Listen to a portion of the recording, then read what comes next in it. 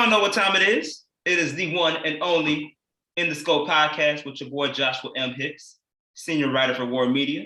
You can follow me on Instagram and the Twitter at Josh M. Hicks Media. A little bit of a shorter show for you guys this week, but it's all good because it's with family. I got one of my guys on the show. He's been with me from the day one of those day one brothers, and he's looked out for me ever since, man. He's a host at Stadium.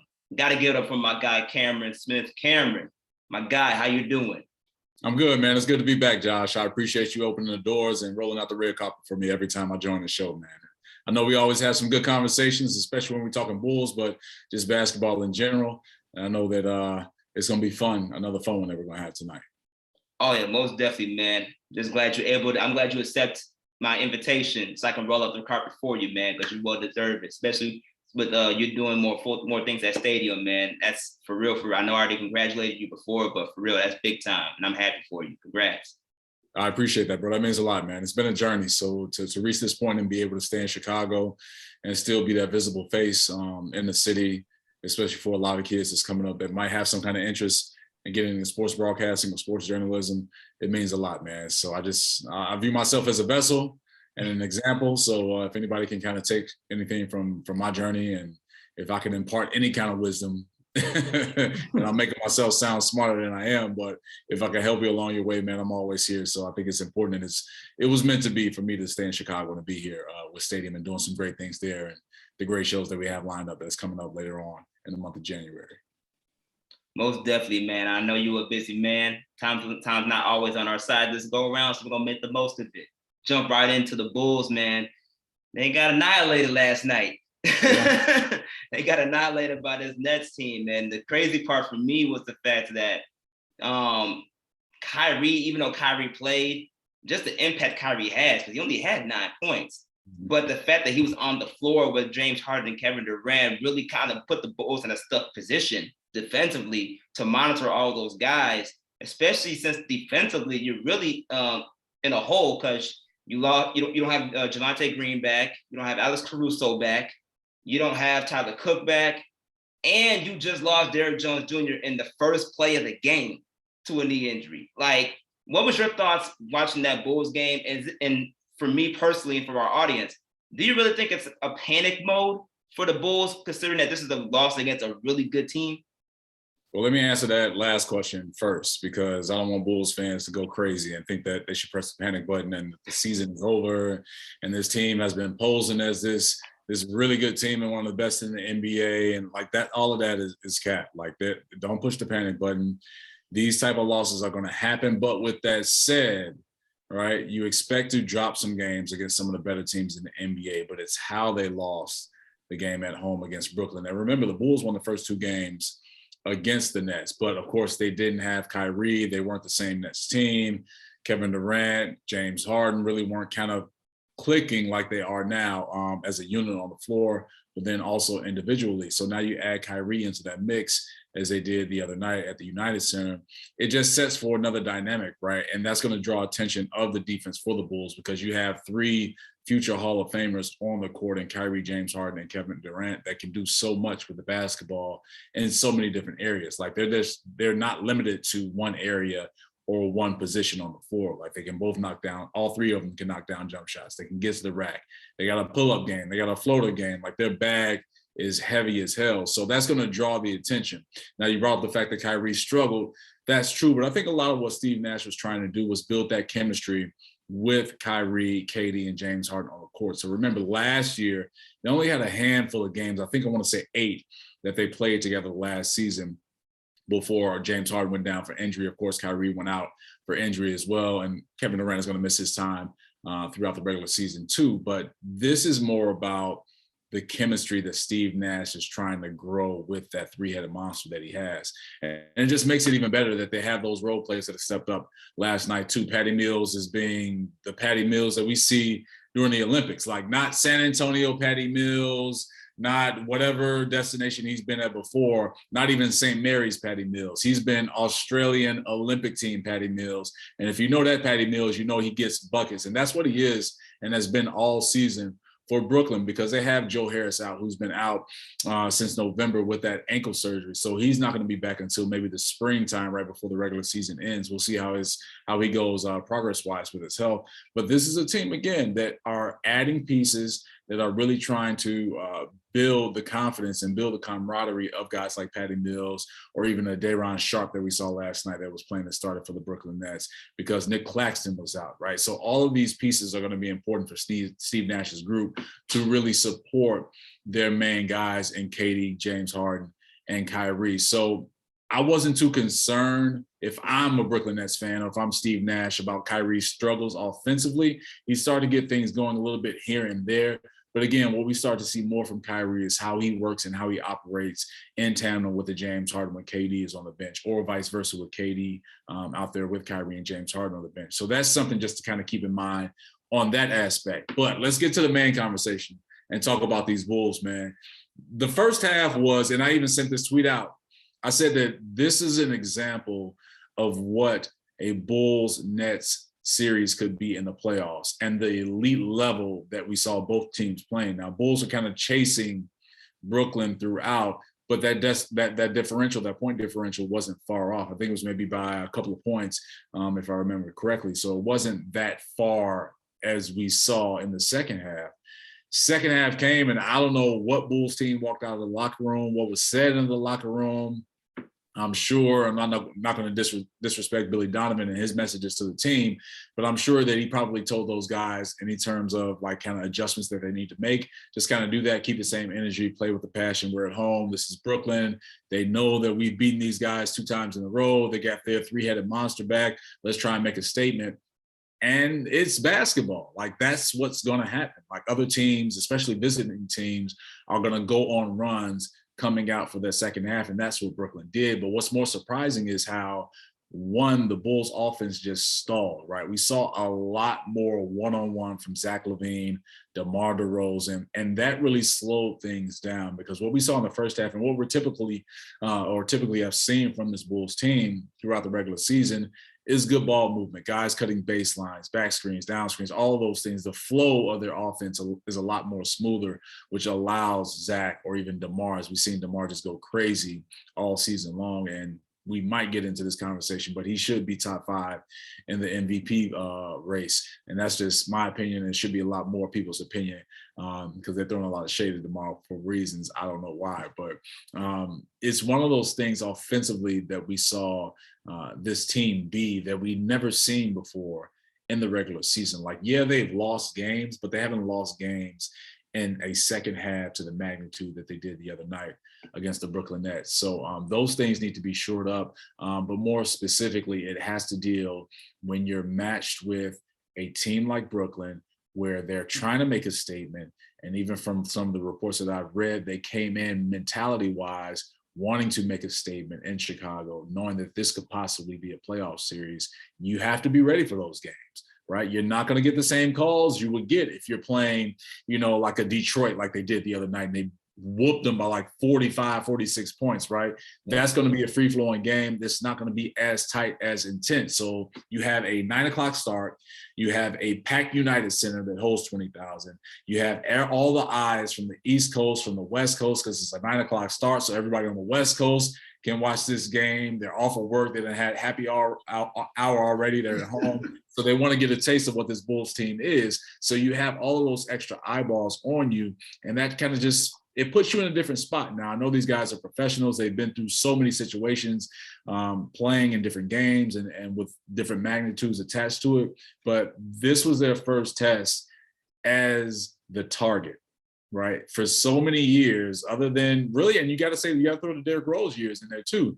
But since the Jordan years, this is the first time that this Bulls team has had a target on their back, right? Even with the D Rose years, LeBron was still alive. LeBron was still LeBron, right? With the Miami Heat team, with Cleveland, like they still were that team. So it's been decades since they've had that type of target, and they just have to adjust to it. So what's interesting is how they respond, right? So they have Golden State coming up Friday night. Yep. Then you have Boston on the road Saturday night. Monday, you have the Memphis Grizzlies in Memphis for Martin Luther King Day. And we know the NBA does a phenomenal job of paying tribute to the honor of Dr. Martin Luther King.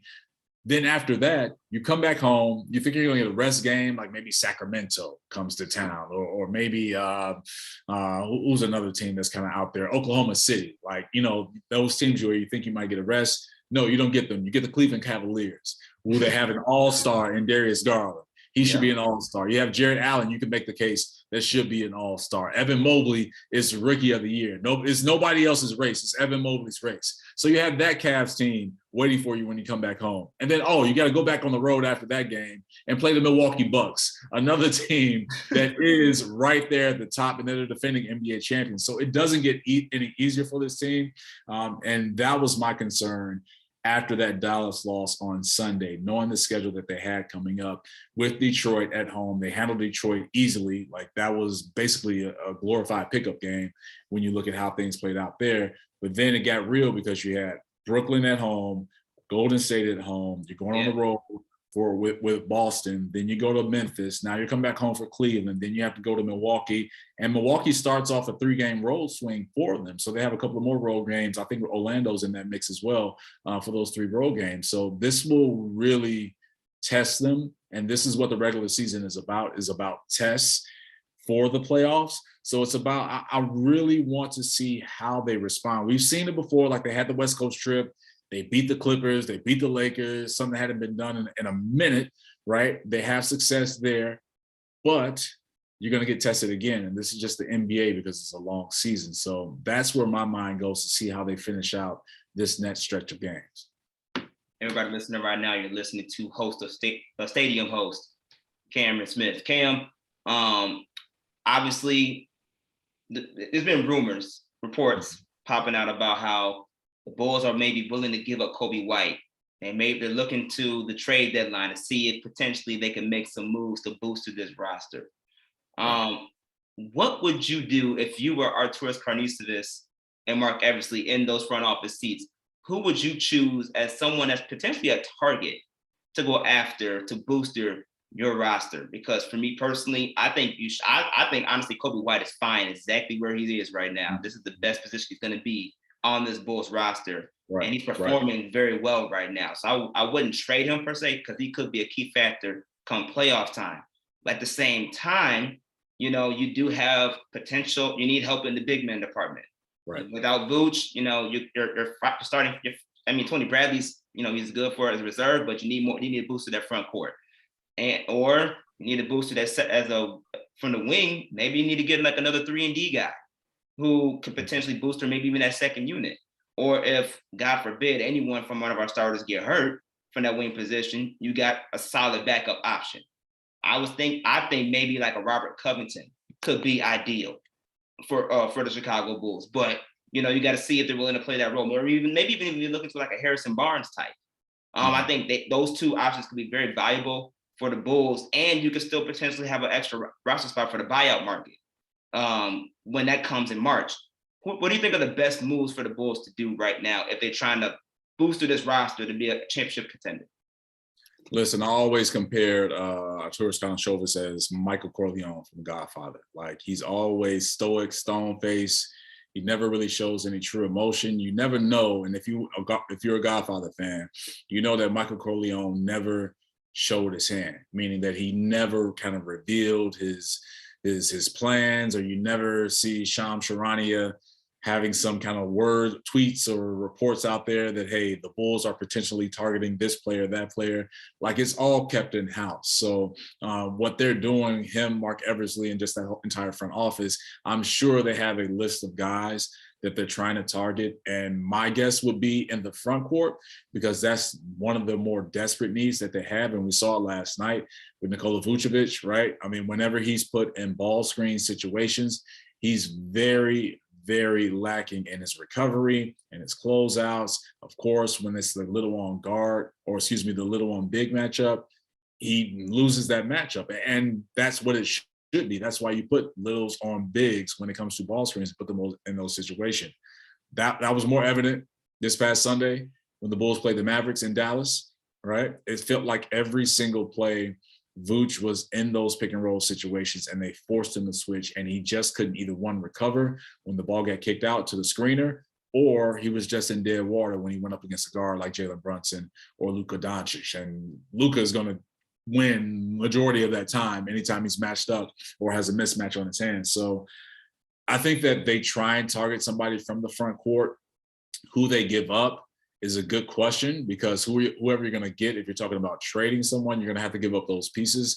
I know Kobe White's name has been involved in some things in terms of, yeah, he will be a good piece. Not saying that those are the reports that I'm hearing, but still, you have to look and see what Kobe White has been able to do since he's come back this season. Remember, he missed a lot of time because he had shoulder surgery. So it's going to take a guy like him to kind of get back into the swing of things and understand what his role is. So credit Ayo Dosunmu, because he really lit a fire under Kobe White's ass and let him know, like, bro, if you're not coming back and playing defense, one, you're not getting any minutes. And I'm sure along some words or lines, Billy Donovan and maybe the Bulls front office let Kobe White know that, like, look, this young dude, this rookie Dosunmu is hooping, especially defensively. So if you're not locked in there, I don't care what you were built as coming out of North Carolina as a scorer.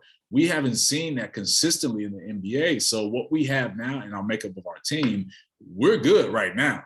So it's really up to you to prove to us, one, if you want to be in this rotation, and then two, if you want to be here, right? And I think the Bulls are in a great position, because if they do decide to trade Kobe White, his value is high because he's playing really good basketball. But more importantly, on the defensive end, you're seeing a more engaged Kobe White off the ball. On the ball, he's doing a little bit of better job of staying in front of ball handlers and steering them into his help. But off the ball, he's more aware. And I can see it now. Even if his guy gives up the ball and cuts through the lane, you can see Kobe as his man goes over to the weak side and that ball is on the strong side.